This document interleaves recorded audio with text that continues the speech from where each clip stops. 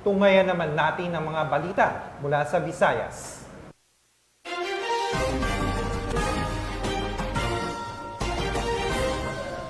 Kulungan ang bagsak ng isang lalaking may kasong 4 counts ng qualified rape matapos itong arestuhin ng PNP sa Barangay Poblasyon Siquijor.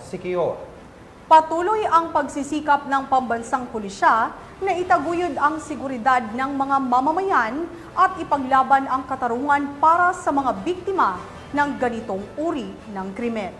Mag-uulat dyan si Patrolwoman Annalyn Canoo.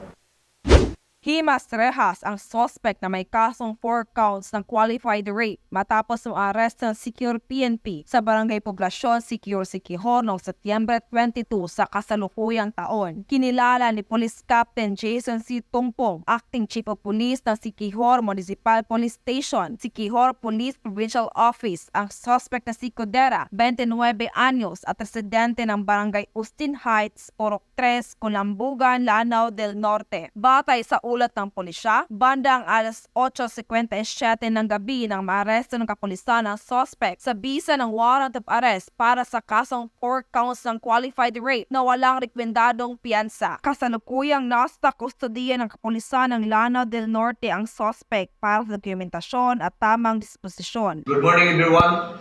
On or about 8:57 in the evening of September 22, 2024, this station, together with Kulambugan MPS Lanao del Norte, led by Police Major Alibsar P. Daraba, Provincial Intelligence Unit of Siquijor Police Provincial Office, and Siquijor Provincial Mobile Force Platoon, conducted a joint manhunt operation or Oplan Tracker through the service of warrant of arrest at Barangay Poblasyon Siquijor to one Alip who has a standing warrant of arrest for the crime of 4 counts of qualified rape under Revised Penal Code Article 266-B with no bail recommended. As of this moment, the accused already sent back to Lanao del Norte for the return of the accused to the issuing court. Accordingly, ang biktima po nito ay isang minor de edad, 15 years old, who is victimized last February 2024 on 4 separate dates. Ang